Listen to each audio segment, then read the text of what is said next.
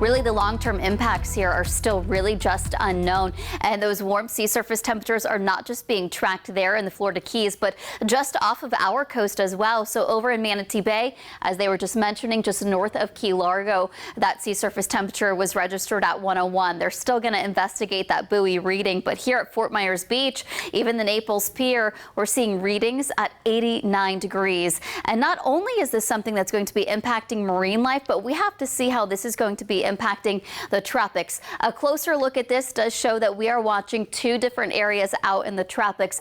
Not something for us to be overly concerned about, as these do have low chances of development because of wind shear and Saharan dust, but those sea surface temperatures provide plenty of fuel for those tropical systems if they do develop. But right now, this one area that we're watching out in the Atlantic has a 0% chance of developing over the next 7 days. And the second one, this is a wave coming off of the northern coast of Africa. By the time it reaches the shaded yellow area, it has about a 30% chance of developing over the next 7 days. So again, low chances right here, nothing to worry about, but things that we are keeping our eye on. That allows you to focus on the local forecast a little bit more because we're still dealing with dangerous heat. Right now, a little bit more comfortable. 76 over at Fort Myers Page Field, 77 down at the Naples Airport. Even though we don't have heat advisories in place for today, feels like temperatures are going to be up to 105. So by about 1 o'clock, air temperature near 92, feels like temperatures already in the triple digits.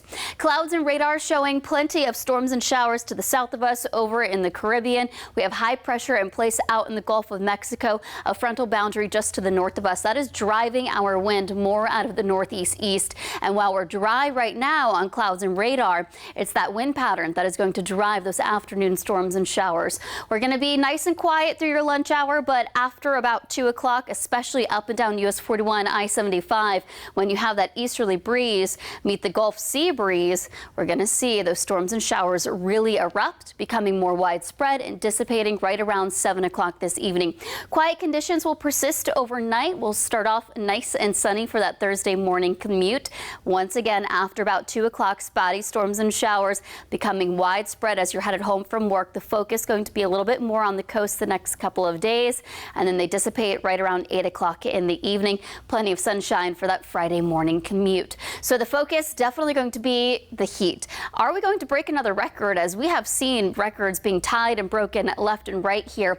In Fort Myers, we're supposed to be closer to about 92 degrees this time of the year. The record 98 set back in 1990. In Fort Myers, we're forecasting a high of 96 for today, so not too far off. Forecasting a high of 94 in Punta Gorda, 95 down in Naples. So if you wanted to beat the heat and get out on the water, not a bad idea, but that water temperature really not going to be something that's cooling you down. You're just going to need the boat ride to kind of give you a bit of a breeze. Today's winds coming more out of the east, up to about 10 knot seas, 1 to 2 feet. So we're going to see increasing rain chances over the next couple of days. That will help us a little bit with the heat. So for today, forecasting a high of 96. By tomorrow, because of those afternoon storms and showers, we're going to see highs closer to about 92. Headed into the weekend, though, afternoon storms and showers each and every day, with highs maxing out in the low to mid 90s.